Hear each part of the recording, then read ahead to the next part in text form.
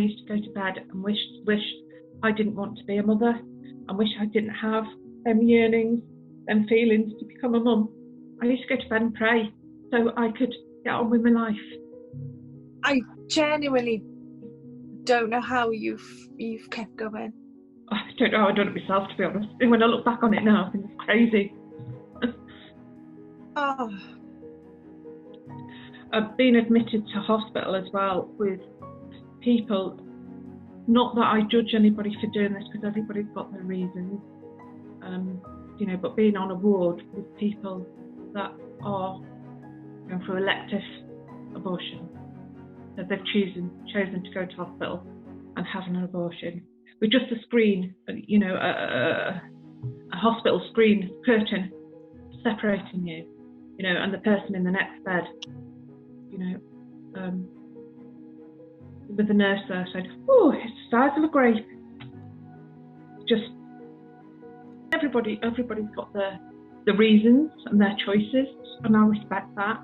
However, for somebody like myself, it's extremely difficult, and she had a husband and a little toddler come to visit her, and I was just so welled up with pain. I felt like screaming to her, please don't do this, have your baby, give it to me. Sorry. But it's just one of those things, and I think I don't blame the NHS. The NHS are really busy and they do an amazing job. They really do an amazing job. But I do think, something should be done.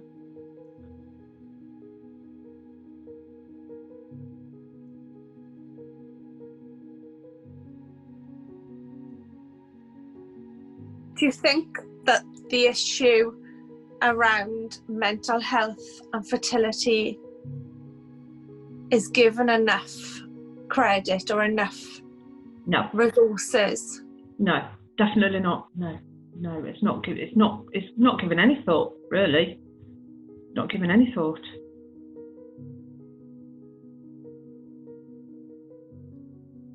What were the doctors doing in all of this? What were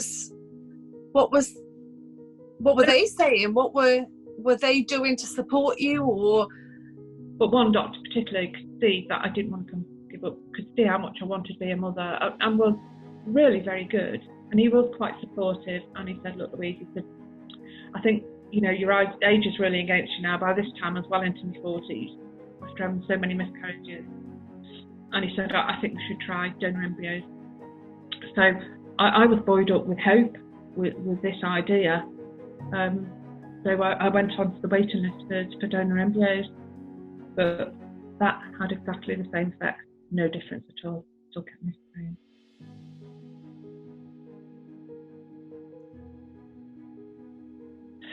And then after the last miscarriage, I decided I was fed up with the medical profession coming up with no answers as to why this kept happening to me. I knew there was something wrong with my body. You can't go through 18 and nothing be wrong. You can't go through that many and nothing be wrong.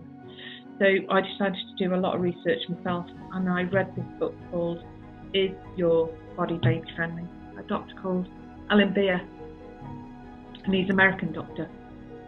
And I've still got, when I look at the book now, I've still got all the research and the notes I put in the margins, and the book looks in tatters now. I've read it that many times.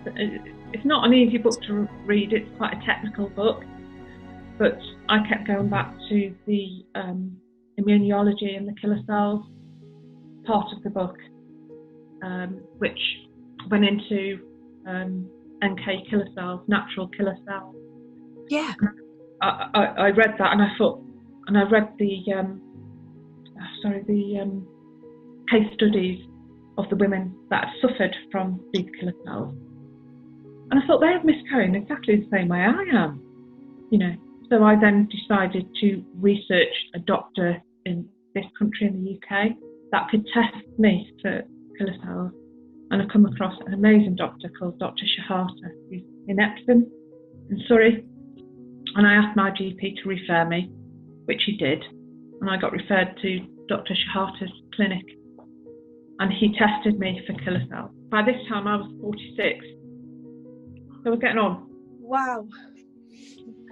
So I was too old to be treated in UK fertility units.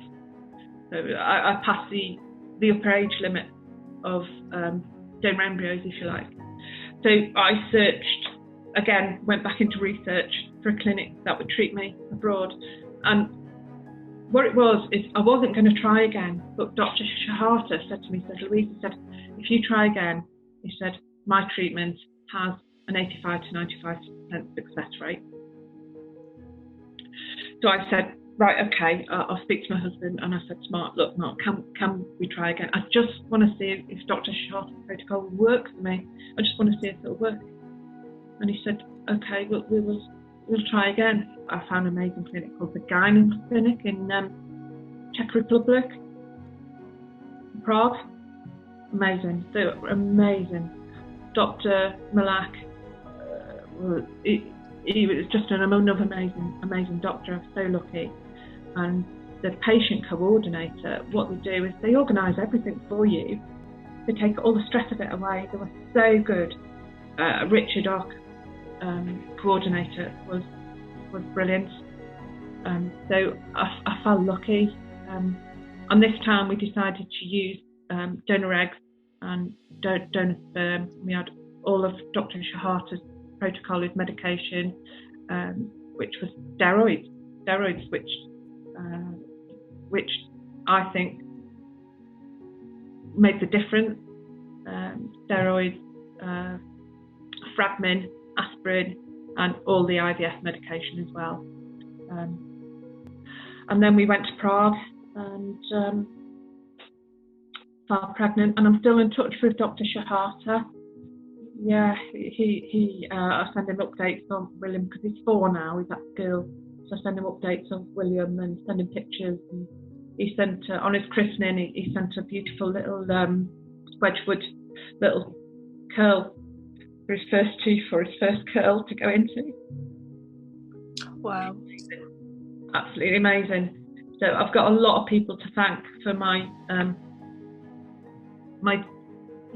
journey and the end of my journey, really. And the reason why I've written the book is because I just want to help. I want to help women, because if I'd have read a book similar to what I've created, what I've written, it would have saved me 10 years. It would have saved me 10 years and a lot of heartache